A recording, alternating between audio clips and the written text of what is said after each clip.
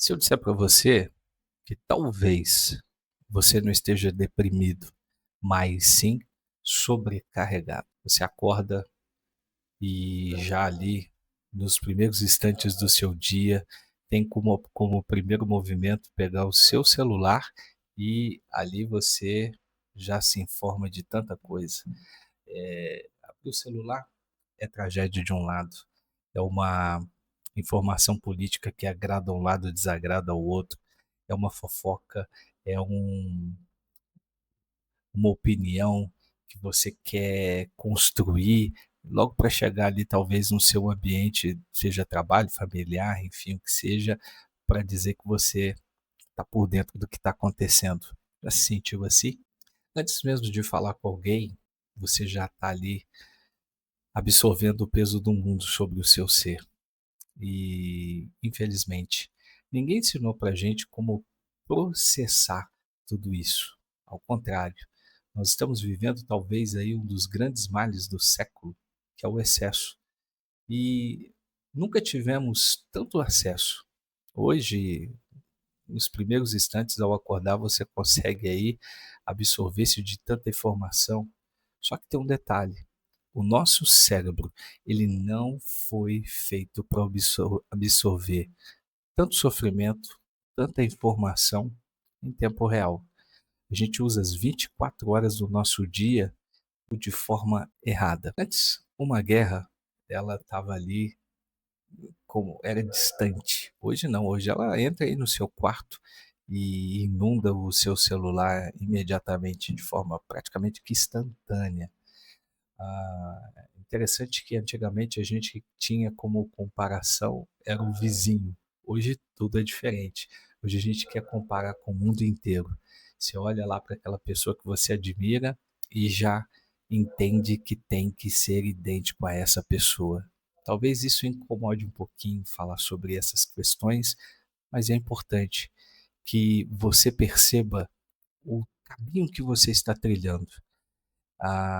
Se você entender que a única comparação que deveríamos construir deveria ser conosco mesmo, se tornando um ser melhor. Hoje eu estava refletindo aqui numa frase de Confúcio. Deixa eu ler para você rapidinho aqui, ó. Inclusive eu até postei essa frase, porque aquele que vence a si mesmo é o mais poderoso. Enquanto você de repente está ali preocupado em se comparar e ser como alguém que está ali performando, está ali de repente sendo apenas uma persona para se apresentar, não mostrando ali os bastidores, as dificuldades. E a rede social é muito isso, né? A gente vem com o intuito de construir e mostrar somente o lado bom. Mas e o lado das tempestades, das dificuldades? Por exemplo, como hoje eu me vi um conflito interno, quando eu estava aqui construindo esse roteiro, pensando sobre isso, o que dizer logo mais, mas desde cedo eu vinha construindo sobre isso, só que eu me vi dentro de um processo acelerado, sabe? E isso despertou algumas coisas em mim. E eu tive uma opção. E a opção que eu coloquei para mim diante desse momento de fragilidade foi treinar, porque eu sabia que dessa maneira eu conseguiria baixar toda aquela adrenalina, colocar meus pensamentos no lugar e sair um pouco das telas, porque as telas, sim, elas aceleram demais a gente. E todo esse excesso acaba não sendo uma fraqueza, mas vira exatamente uma sobrecarga. E todo excesso não é uma fraqueza, mas sim uma sobrecarga. E essa sobrecarga, ela coloca muitas vezes o indivíduo ah, numa solidão disfarçada. Isso é muito estranho, sabe? Porque a gente fala com tanta gente ao longo do dia. Tem pessoas que se gabam dizendo: Olha, eu tenho, sei lá, 10 mil seguidores, eu tenho minha rede social repleta de pessoas. Mas quando a gente fala de conversa de verdade, aí a história muda. Pois é, estamos conectados demais e presentes de menos. Sabe o que, que me chama a atenção nisso aqui? Interação não tem nada a ver com intimidade. Guarda isso. Você pode ter muitos amigos virtuais, mas quando se trata de alguém ali para que você possa chamar numa conversa e dizer: olha, eu não estou bem hoje, eu não estou legal. Já pensou nisso? Eu já fiz alguns testes, aleatoriamente mandando uma mensagem para algumas pessoas que retornavam dizendo: puxa, olha, hoje eu estou tão mal, hoje eu estou tão para baixo. Essa mensagem ela me ajudou de alguma forma. Então eu fico pensativo sobre isso, por quê? Porque às vezes essas pessoas elas têm ali tantos seguidores, mas talvez ninguém para poder dizer o seguinte: olha, hoje não é um dia em que estou bem. E tudo isso conduz principalmente a sociedade ali para uma irritação coletiva. Por quê? Quando a gente está sobrecarregado demais, nos isolamos e ficamos irritados. É triste ver que ainda existem pessoas relutantes quando a gente diz: olha, procura uma terapia, procura um auxílio, vá cuidar de você.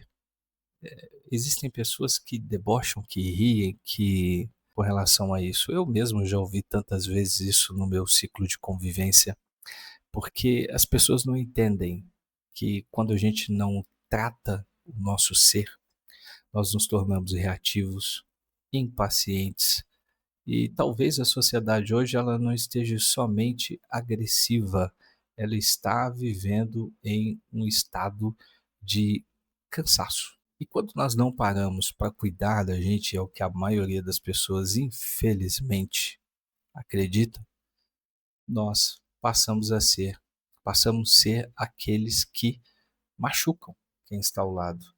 Você pode observar talvez aí um ato de agressividade, estupidez que você cometeu no trânsito, em casa.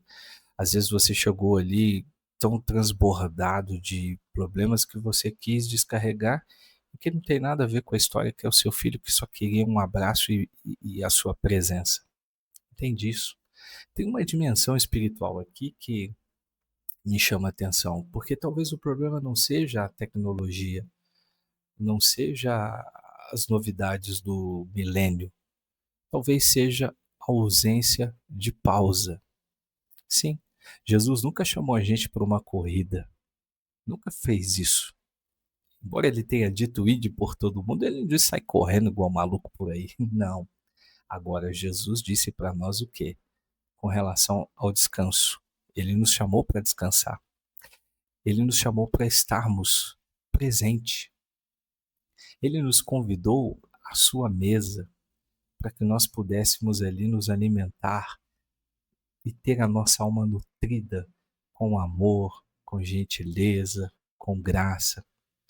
Então entenda isso. Não é falta de conexão, é falta de presença o que talvez esteja aí levando você ao esgotamento e ao isolamento. Talvez a saúde mental hoje não seja fazer mais, e sim seja reduzir.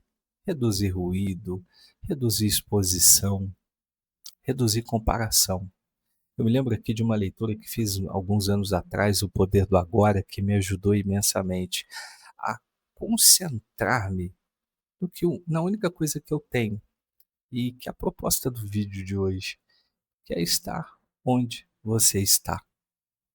Seja consciente disso, de onde você está agora, porque às vezes você está ali com a sua família, com o seu bem maior, mas a sua mente está tão distante, você está tão desfocado, o seu filho, a sua filha ou a sua esposa quer a sua atenção, mas a sua mente ou ela está presa num processo passado ou está acelerada no futuro. E a única coisa que pode nos trazer de volta a uma vida com qualidade é estar onde nós estamos. Então, para você que está dizendo o seguinte: olha, eu estou quebrado, estou acabado, eu não tenho ânimo, força para mais nada, talvez você esteja vivendo num ritmo que a sua alma não suporta. Talvez. Não seja desconectar do mundo. Jesus orou dizendo: Pai, eu peço, não os tire do mundo, mas livre-os do mal. e o mal do século, o mal desse tempo, que é esse viver acelerado, conectado, esteja aí destruindo você. Está na hora de você se reconectar consigo mesmo. Eu espero que essa reflexão alcance a sua vida e te ajude aí a um caminhar melhor. Até o próximo vídeo. Tchau, tchau.